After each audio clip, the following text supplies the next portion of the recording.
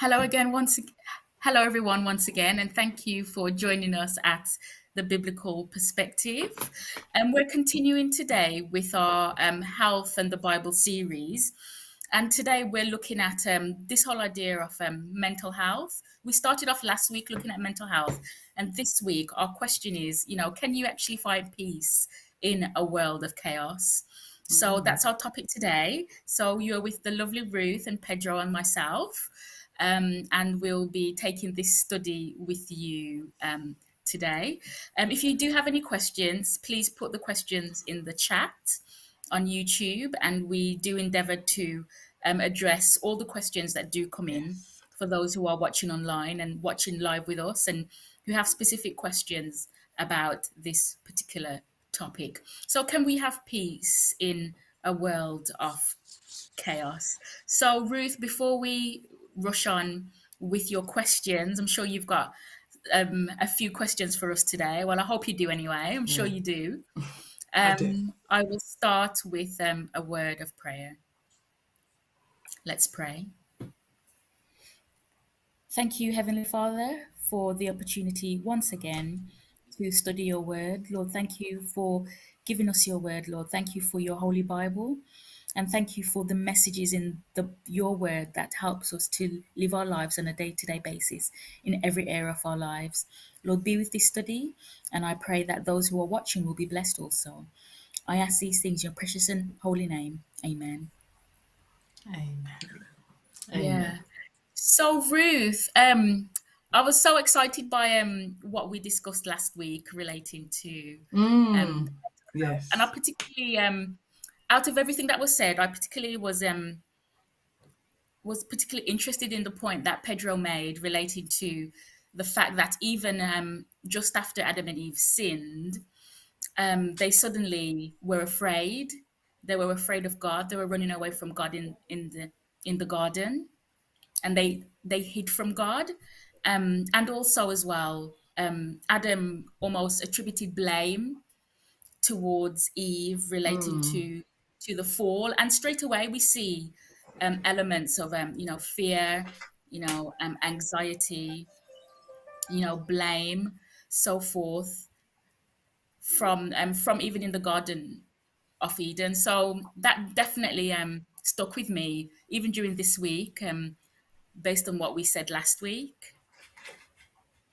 yeah, and I'm glad that you brought that up because it's always at the beginning. Mental health didn't just start with what we're Mm, discussing today. It didn't yeah. start. It didn't start 100 years ago. It went right back to the Garden of Eden, some 6,000 years ago. Pedro can correct me on those timings, those dates. But but yeah, and we've come full circle now. Well, not come full circle. We've come all the way down to 21st century, and as you've mentioned, we're looking at, is peace of mind possible in the midst of chaos? And Pedro, I would like you to, if you could remind us of why you, when we, as discussed last week, think everyone suffers from mental health issues. All right, so thank you for everyone, to everyone who is with us today, and greetings, and like Simon likes to say, greetings and salutations to all of you.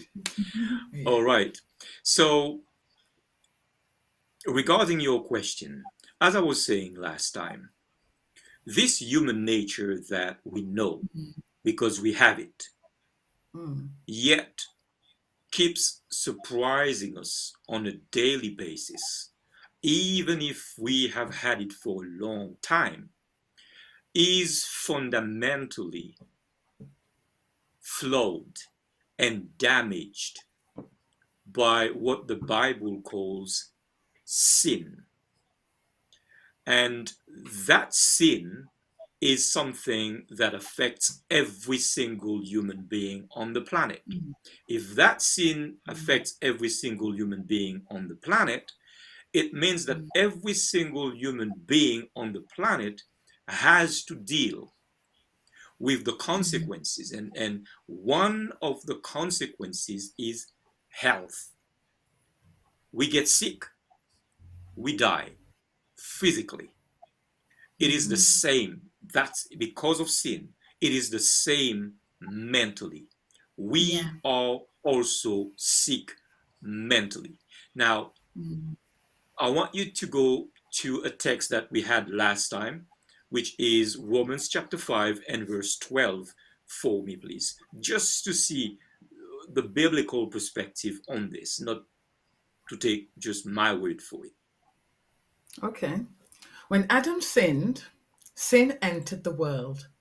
Adam's sin brought death, so death spread to everyone, for everyone sinned. And that's a New Living Translation. Okay, so what the text is saying, and I'm going straight to address each and every one of us. You cannot believe in Jesus Christ. That means you cannot be a Christian and at the same time not believe that you are mentally damaged. Those two thoughts are just mutually exclusive.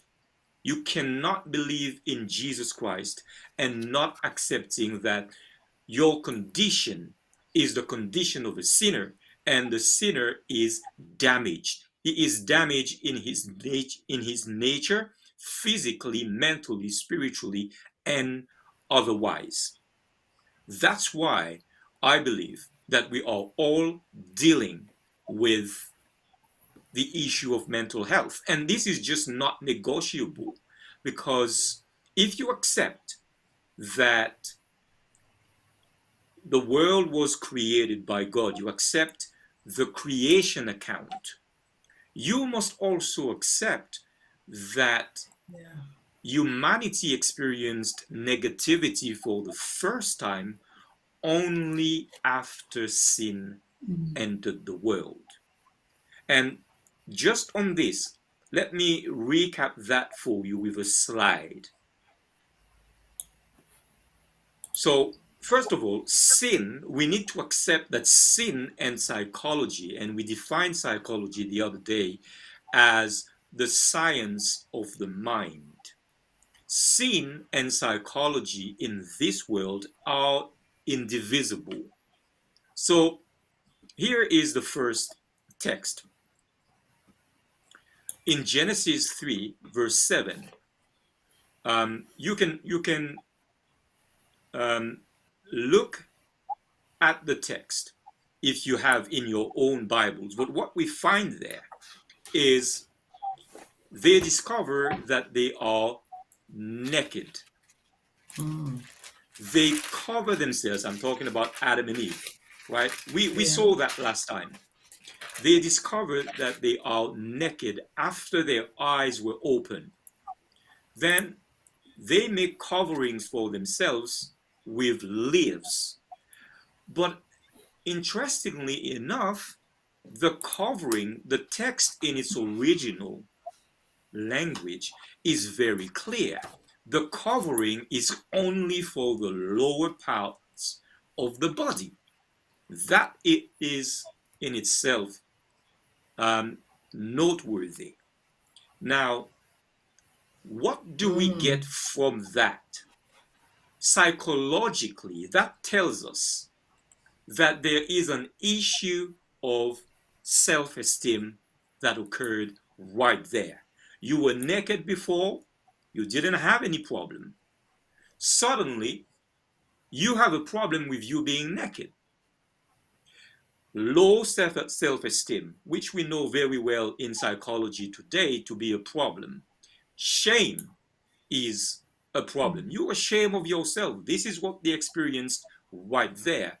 Anxiety, because if they were not anxious, they would not have quickly found a way to cover themselves because in their minds, they were no longer presentable one to the other. You're talking about just two people looking at each other. And then you have the phenomenon of dysphoria, which is they suddenly do not agree in their minds with the reflection that they send of themselves to each other. They don't see themselves physically the same way anymore. That's dysphoria. Now, the next verse, in verse 8 and 10, what happens? God comes into the garden. What do? They hide from God among trees in the garden. And Adam tells God, I did that because I was afraid. What does that tell us psychologically? Panic Their attack. minds, yeah, their mindset changed to something emotionally negative. Yeah. Absolutely. Mm. And that manifested itself by a panic attack. Now, we have a lot of that today. I know people who suffer Yes. from that. Maybe I do. I don't know. Because sometimes you don't know until you know, right? So, panic attack is part of the package. Theophobia, I don't know if this word exists, but what I mean by that is they Fear of God. became afraid of God. God suddenly became to them an occasion of manifesting pathology. This is something deep here. Yeah, it is. Then then in their mind still right there they experienced guilt, which caused them to run away and try and find and hide. Now, delusion. Why delusion? Because they were trying to hide from the God who created them and the trees. Yes. This is a delusional state. How can you? So So, right there, sorry, it's a strong delusional state. right there. So you can see in line with what is happening, how the mental state develops. Now, the next one is in Genesis 3:12, when God asks him about what he did. What we observed was he is telling the truth by saying, the woman whom you gave me the fruit, and I ate it. But at the same time, we realized that he's telling the truth, but he is accusing God and the woman for his deliberate action. Something is the matter in the mind, and that's what it is. He straight away has developed what you would call today, and I hear this term now almost everywhere, all the time, a narcissistic perversion. He is under depression. He is depressed right there. And this is when you're depressed, you tend to attribute to other people the the results, the negative results of your own action. So that's depression right here. And the last thing is he's putting it on everybody else because everybody else has made him do it, even God. That's He's paranoid right there. So all within the same time and event, this is happening. That traumatic experience created what psychologists would have termed today PTSD. And that PTSD condition, and this is where the text we read originally in Romans 5:12 takes all its sense. That PTSD condition is part now of the human genome. It is passed on from him. So sin is the trauma that changes the structure of the mind of humanity from the first people who sinned. And you know what? We all know, we all know that something is the matter with us. Yeah. We can be as fresh as possible from this on this earth. We all know that something is the Mm. matter with us. And we observe, and we can observe that it's not just with us, but it's also with what surrounds us. Even the Animals, animals know. Even the animals know. Yeah. even Pedro. plants. Yes, they do. Apparently, apparently, there was an experiment where this man put rice in separate jars, covered them, and he spoke to them in different ways. And the one that he spoke lovingly to didn't get any kind of mold or any bacteria or fungi in it, but the one that he barely spoke to was a little bit going a little bit decayed, and the one that he was saying horrible things to was totally and it was just totally disheveled. It was totally manipulated by the words it was saying, and it was full of mold, and it went green, and that's rice in a jar. I'm going to try the experiment myself, but what I wanted to really say that just came to mind. But what I wanted to really say is that when you spoke about after sin, and you mentioned all of those in, like from Genesis 3:7, 3:10, and 3:12, you mentioned all the things that happened just from one instance of disobedience. It shows how disobeying God, it's not just some little thing. If you can bring in all the paranoia, the depression, the perversion, the narcissism, panic attacks, the phobia, all because you disobeyed your creator, it's deeper Mm. than what we think. Yeah. We think of it as surface, but really it's deep in the psyche. And Yeah. also as well, Ruth, to add to that, I think it's quite important that we widen out the terms of mental health, because when you think about mental health, you think about straight away you think about depression and anxiety when you think about mental Mm, health. But actually, we just discussed low self-esteem. So there are people who would think, well, I'm not depressed, I'm not anxious, I think I'm mentally fine, I'm mentally sound. But we don't recognize that these other things that we do experience that's outside of the typical and traditional yes. terminology or things that we identify as mental health. Even things like we talked about low self-esteem, like whether it's pride, and that's pride because of feeling inadequate, or people have feelings of imposter syndrome. So there's all these different emotions that we feel, and that we experience, but won't necessarily class those as mental health, and they wouldn't be classed in mental health terms, but they are, but we are affected by these. Yeah, you made a very, very interesting point there. And I like when you mentioned imposter syndrome, because all these emotions must have been wrapped up in Satan's psyche. And that's what he's put on man now through disobedience. He now knows. Yes, Pedro. Thank you for lending me this, because I think this is a very, very important thing that you just saying there, which I was not planning to talk about. You see, when Satan said to the woman, Yes.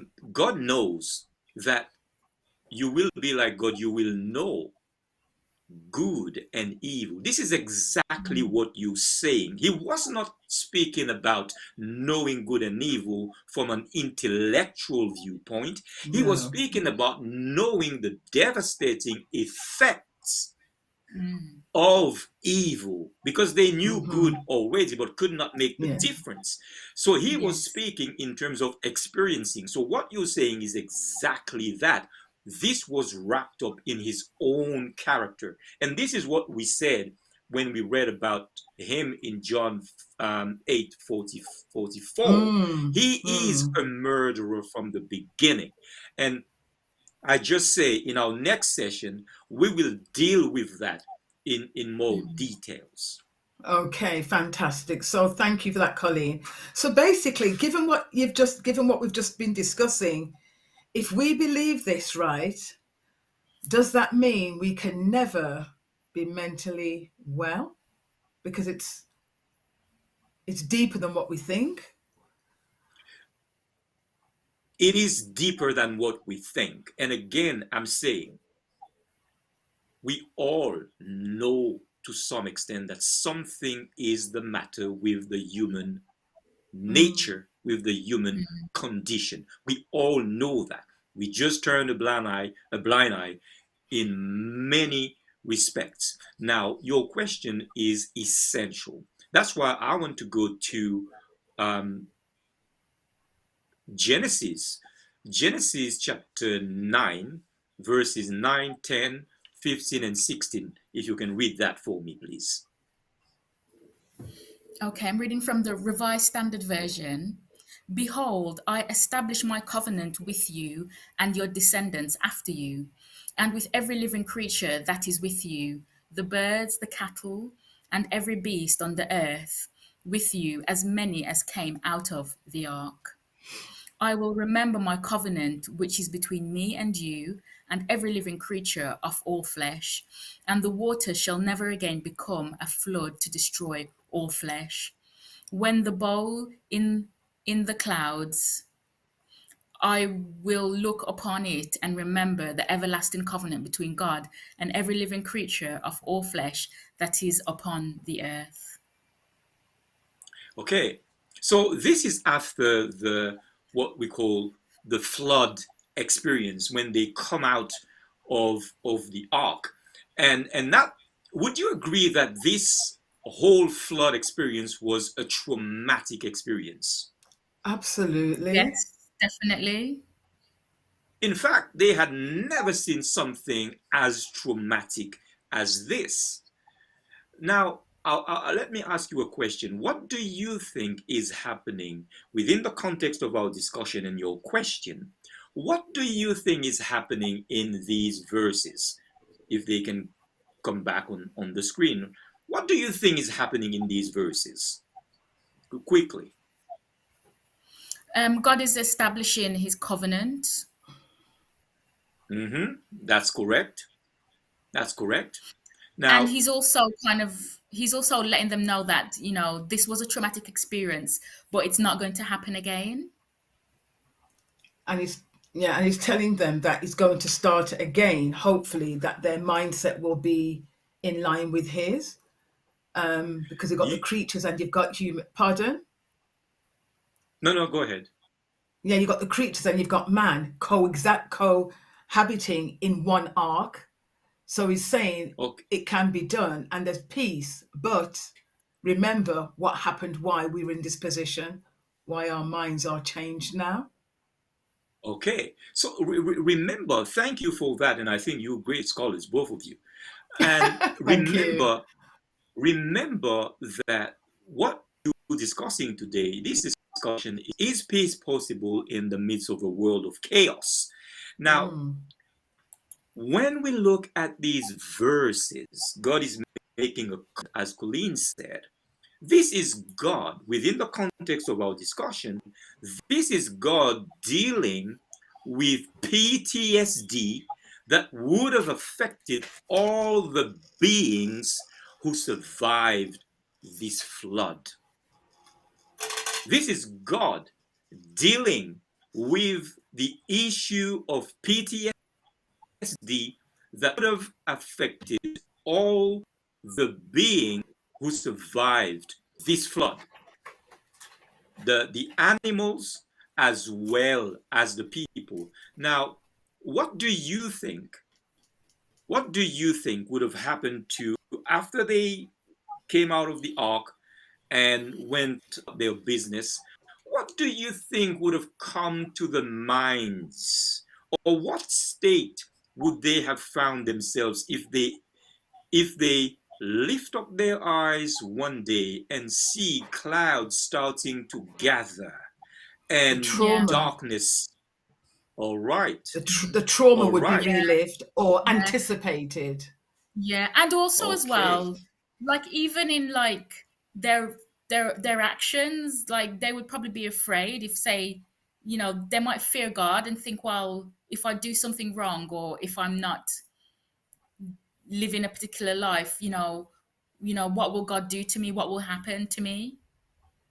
Hence the Okay. covenant.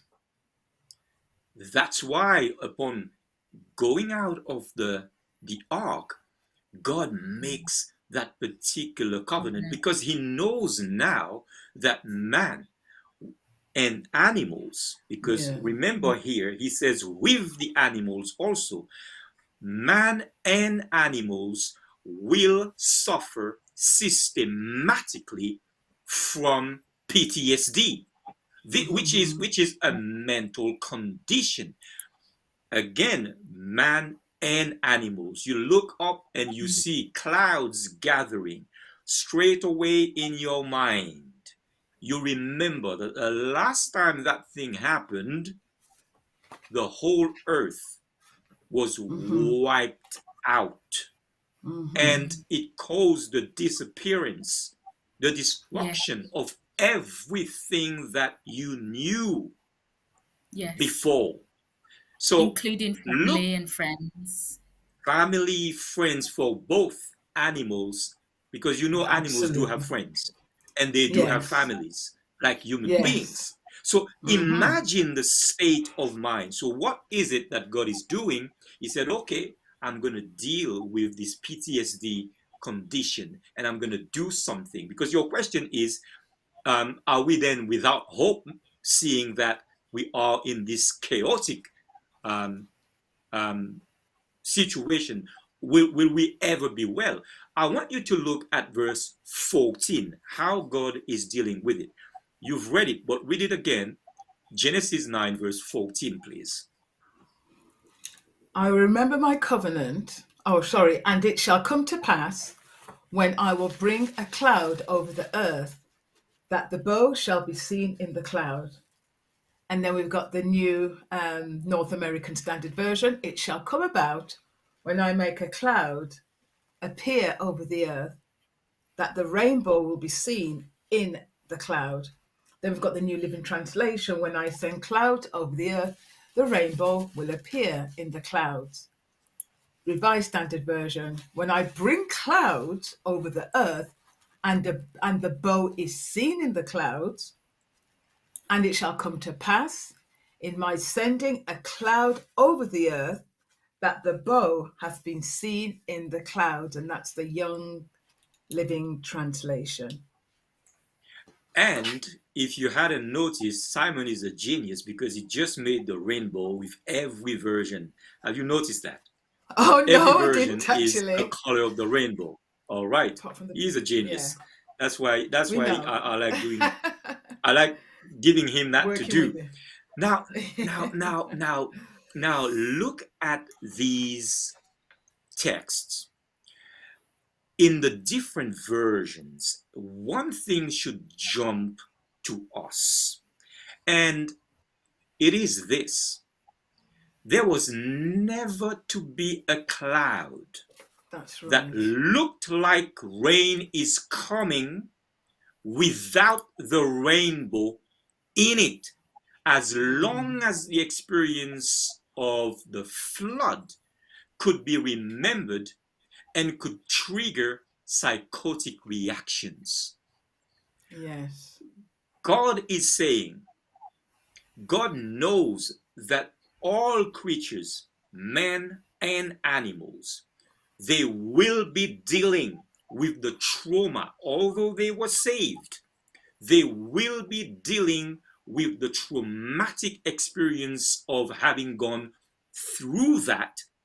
And he is saying, whenever you see a cloud, whenever there will be a cloud. Now, this is different from what we experience today, because today you don't see a cloud every time. You don't No. see a rainbow every time you see a cloud. And that should tell us about how we need to look at that experience. So I'm coming back to say they were supposed, and we know that because that's what has been handed down from Adam and Eve, they were supposed to react with psychotic reactions anytime and every time they saw a cloud bringing rain. as naturally as possible, this would have happened. So therefore, God said there will never ever be a cloud without a rainbow.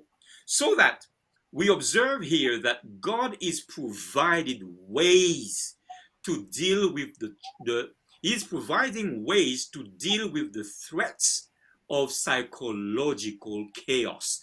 The rainbow is a way that God is providing these beings, man and animals, who came out of this flood, with ways to deal with the threats of psychological chaos. So that tells us already we may live in the midst of chaos, but God somehow provides ways. Now, I want you to read verse 15 of the same chapter, Genesis 9, for me now, please.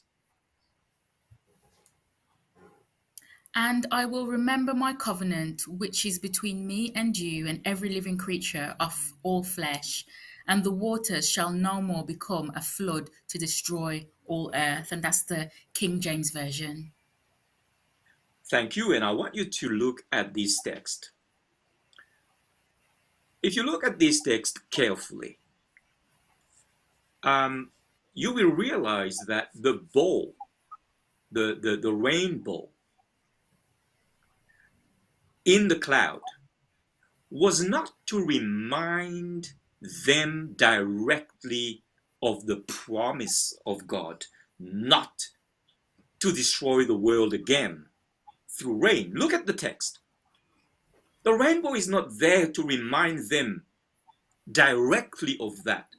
The rainbow is there to remind them that God cannot forget his promise not to flood the earth again as long as they can see with their own eyes the bow in the cloud. Do you understand the nuance?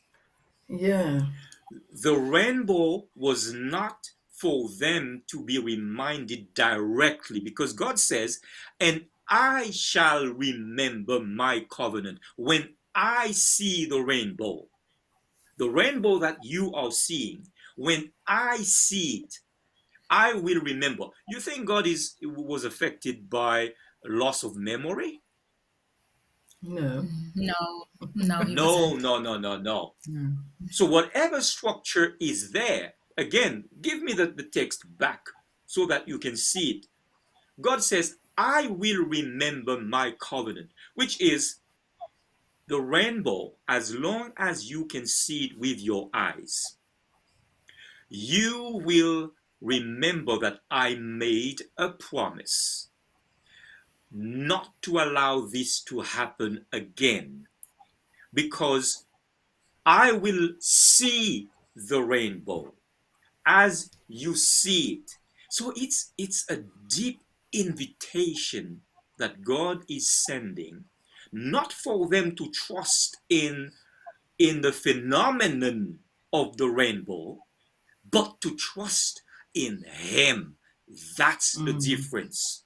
So all of that to say, we may be trapped in the human condition, which is something is the matter with us. We have panic attacks, we have low self-esteem, we have depression, we have paranoia, we have narcissistic perversion manifestations, we are depressed, but God provides ways by which we can manage these things for the best. That's what I Yeah, I wanted was to just say. wonderful, wonderful. I was just considering what you just said. And just imagine, right, the elements that we can't even that we have no control over and we can't actually manipulate. Just to feel it or to be around it brings us PTSD, so to speak. Because if you think about people who live in monsoons, they go through floods, they go through, disasters and things like that, they're probably thinking, what's happening here as the end of the world come? But when you go right back to the rainbow and the covenant, God has said this will never happen again. But it's our belief in that covenant promise that God has made to us that it will never happen again. Yes? If you allow me to just correct that, Yes. I understand in what way you said it's not going to happen to us, but I want you to understand that with this, this promise is not made to the 21st century generation of people. To No, it's not. understand this, the rainbow means nothing to us today except what What they've, it's used for yeah. now, right? Yeah. And this is why I took time to say in verse 14, God said, there will never be a cloud without That's the right. rainbow. Now, we Yeah. don't see the cloud with the rainbow all the time now. No. You can probably count on your 10 fingers how many times you've seen a rainbow in your life. But you can't count how many times you've seen clouds. Why? Because that is not an issue for you. The rain No. That's thing good. is not an issue for you because you're not suffering from PTSD because you went through the flood. But these people who came out of the boat, they were. Therefore, God provided a way for them so that this PTSD thing may be dealt with Yes. efficiently. That is Yes. the point. Today, we don't need that. But God is providing us with other things for other situations that we are in. Yes, yes, because that's what I was going to finish off to say is that we don't, as you rightly said, we don't feel that anymore. Even though we may see a rainbow, we're not going to, we don't even associate it with God anymore. We just see it and like, oh, it's a beautiful, beautiful rainbow. But unless Yeah, if you've read the word, you will know that it was because of a situation of sin. Why? Because the man's hearts were evil continually. Why God had to destroy the whole world. So, Pedro, yeah. thank you for So that. sorry. Just quickly. Can you imagine? Can you imagine Yeah. when a man is walking his dog? They were out of the how you call Oh, it, The the ark. ark. Now remember, Noah lived for 450 years, right? yes. Shem, his son, lived for 600 years. Shem Yes. outlived Abraham of 5 years, right? 9 generations among them. So, over 9 generations, you have people who experienced the flood. He wasn't just Shem, he had his brother Japheth, he had his brother Ham, they had their wives. So if Shem lived 600 years, I don't know how many Japheth and Ham lived, and they were alive for that long a period. Yes. Same with the animals. So when God gave this rainbow, we can think for at least 600 years. It was something that calmed them down Yeah. whenever they saw They saw clouds in the sky. clouds. Wonderful. That is something that we need to actually really take note of, because it's not to say that they got desensitized to that. They had a different understanding, and it was a better one than we have of the nature of God. When God makes a covenant promise, God keeps his promises. So basically, right, it's interesting. How can we manage this human deficit, Pedro, when we don't Yeah. have control over our nature? Because it's a thing that we think that we are the gods, we can make our own and break our own and do our own. But oh, thank you for that. How can we manage if we don't have control over our human nature? Yeah, That's an this excellent question, Ruth. this Thank is you, this is an Colleen. excellent question, and I guess most of us are interested in that particularly. Yeah. But still, that answer that we will bring now will not be of any good use if we don't take into consideration everything we've said before. So True. while we're waiting for this answer, it has to be linked to what we've already said. Now, I was having a conversation with my son this week, and in the conversation, he said to me, the boat starts sinking when water gets in. And we reasoned on this. But when he said that to me, it triggered in my mind an experience that I had in a boat that was getting water. I grew up on an island surrounded by water. Yeah. And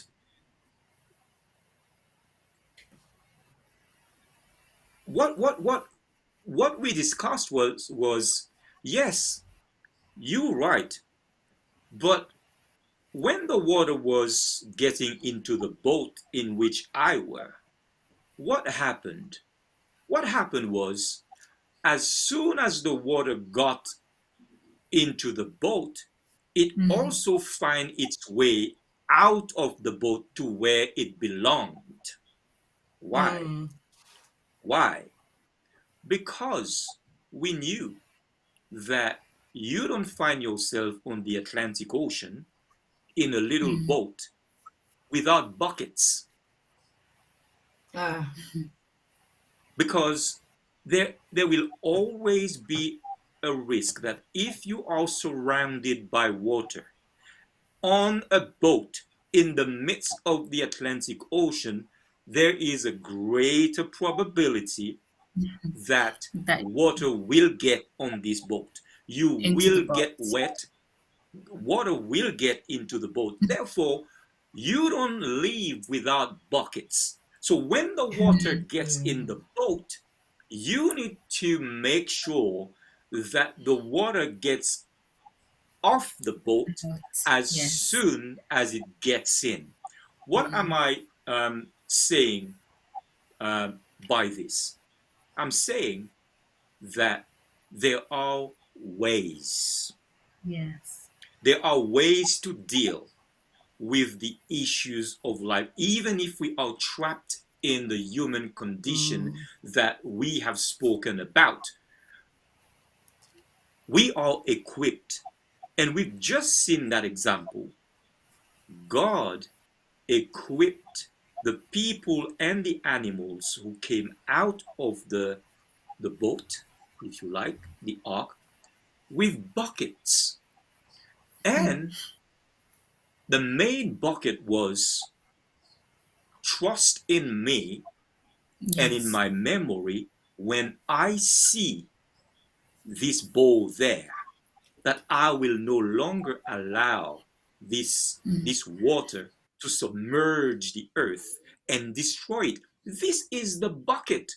They could not help themselves when they saw the clouds. They couldn't help themselves to feel anxious. They couldn't, um, I can imagine, they couldn't help but feeling anxious and threatened. But when they see the bowl with the cloud, that was the bucket to take that fear, to take that Away. anxiety right out of the boat of their minds. Are you with me?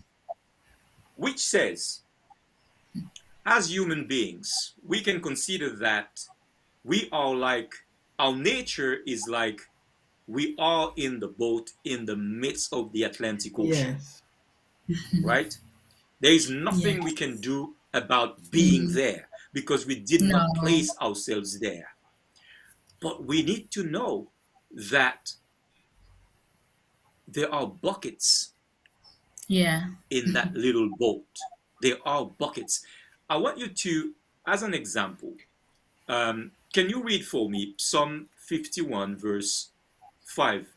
Yeah, you wanted to say Yeah. something. Yeah, I did. And it's interesting, right? You mentioned the animals because, when there is some natural disaster, animals tend to alert humans and they start to run to higher ground.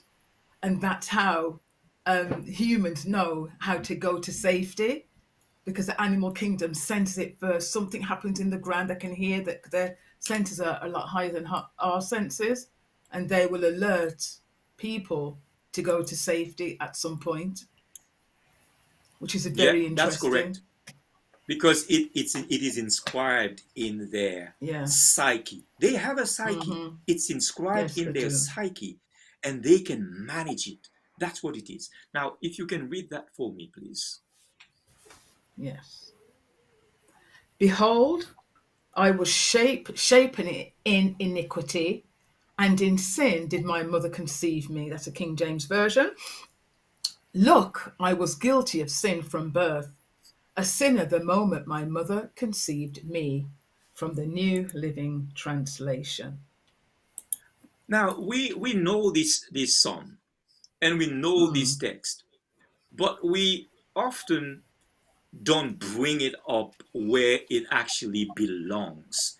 And I'd like to okay. say it belongs to the discussion that we're having right now and to the question that you asked as to how can we manage this deficit when we don't have control over our nature. Now, what does that mean? I'd like to again show you the slide that we had at the beginning. What happened with Adam and Eve? The full version of it, the slide of what happened with Adam and Eve about, yeah, sin and psychology. So that's, yeah. So we saw that being naked um, triggered in them low self-esteem, shame, anxiety, dysphoria.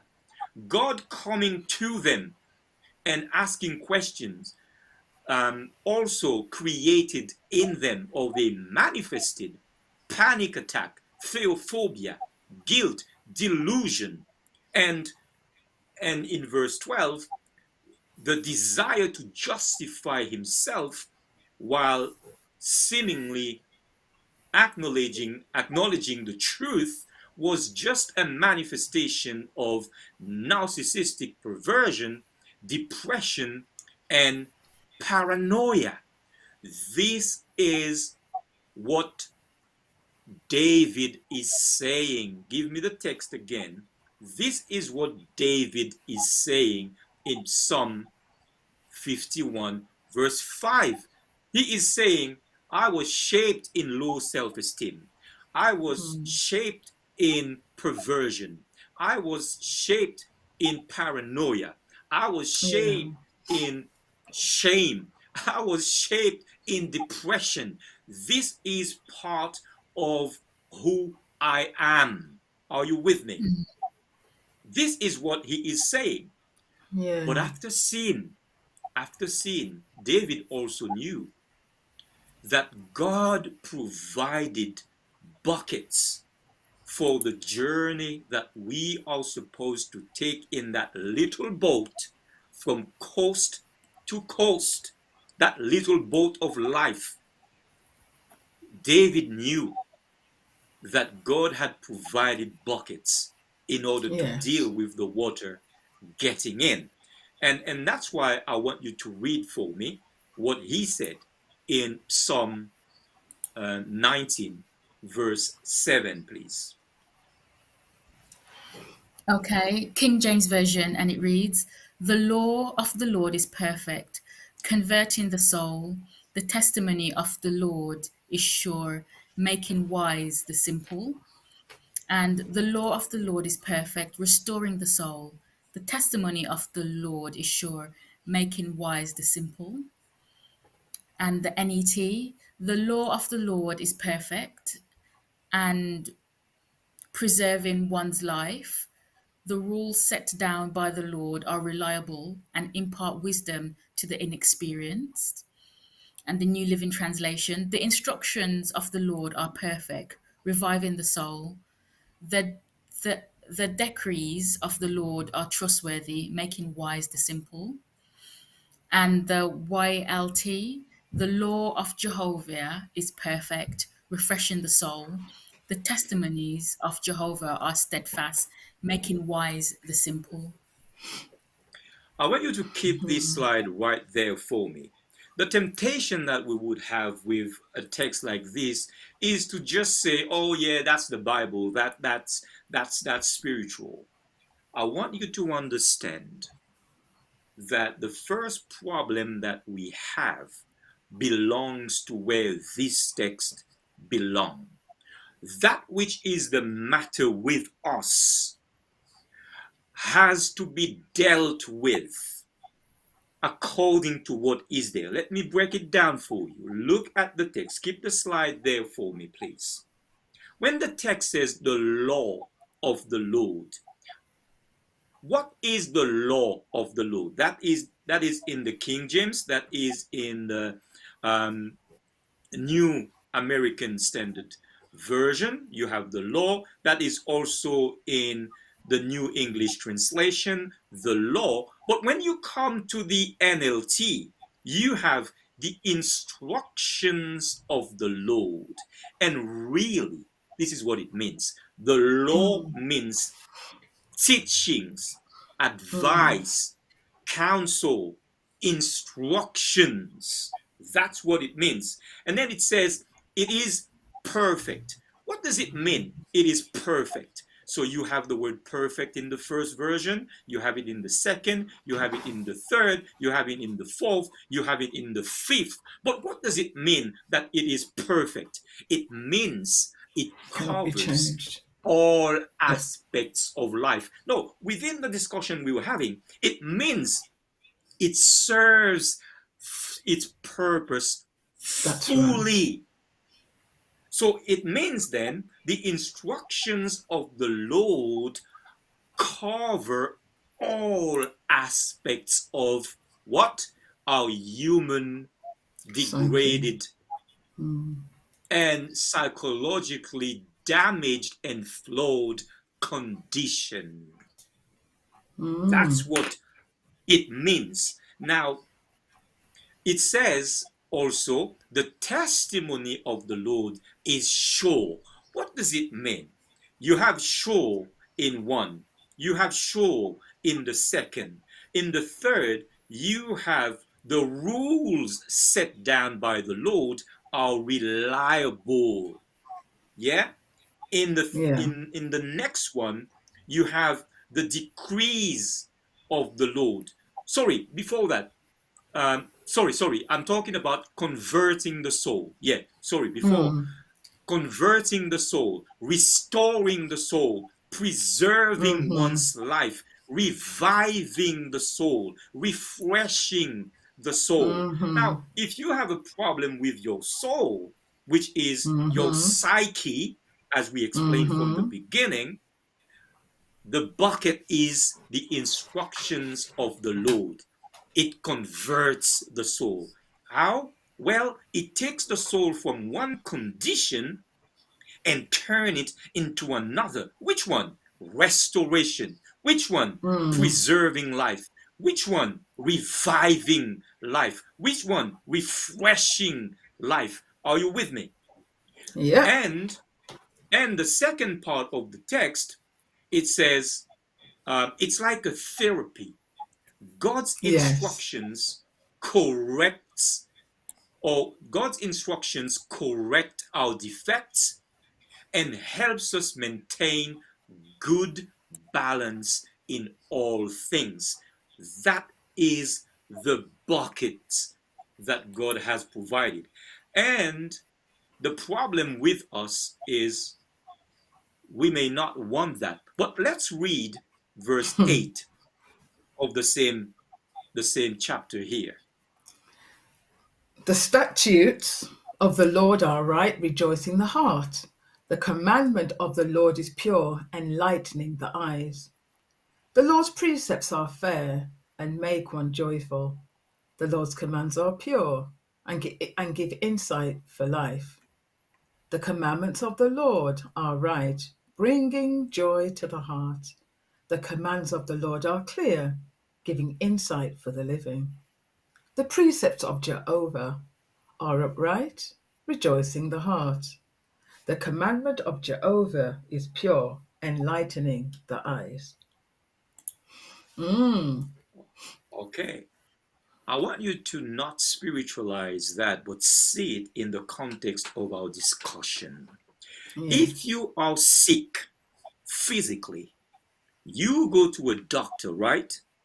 Mm-hmm. And let's say if you have the flu or if you're diabetic, talking about diabetic, quickly, once I was sitting down with somebody who was diabetic, and I didn't even know that. But when the person, as we were sitting there discussing, the nurse came to administer to him his usual treatment. And when the nurse took the whatever instrument he had to measure the level of sugar in the blood, he said, What have you been eating? And he said, Oh, nothing. I haven't actually eaten anything. But I was there the whole time before the nurse came. And let me tell you, he was eating when I came. I would not have imagined that he was diabetic if the nurse had not come. But when the question came to him, he said, No, I didn't eat anything in particular. No, there was nothing. And I'm telling you, this is the problem we have. This is the problem. This is the problem we have. When we Yes. talk about the instructions of the Lord, the issue is with us. We can choose whether we want to address the diabetic problem we have. We can choose whether we want to address the the flu problem that we have, whether we want the medication or not. When it comes to psychology, when it comes to mental health, it's the Mm, same thing. The Lord gives us the instructions to deal with self-esteem, low Yeah. self-esteem, to deal with anxiety, to deal with depression, to deal with panic attack, to deal with all these things. But ultimately, we choose whether Yeah. we want to accept those mm, counsels, those advice, and see what benefit, um, how it impacts us in a benefiting way. That's the issue that we have. And most of the time, we just reject everything. Therefore, we end up Yes. our issues getting worse. yeah. Mm-hmm. And let me just, can you just read for me a last text quickly in Isaiah chapter 26, verse 3, please? Thou wilt keep him in perfect peace, whose mind is stayed on thee, because he trusteth in thee. That's the King James Version. The steadfast of mind you will keep in perfect peace, because he trust in you. And it says, keep completely safe the people who maintain their faith or their trust in you, the NET. And finally, the New Living Translation, you will keep in perfect peace all who trust in you, all whose thoughts are fixed on you.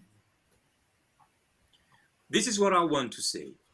If we are going to successfully negotiate the impacts of living in a world that is chaotic, if we're going to negotiate the impact of living in this chaotic condition of humanity, then we need three things, as I said the other day.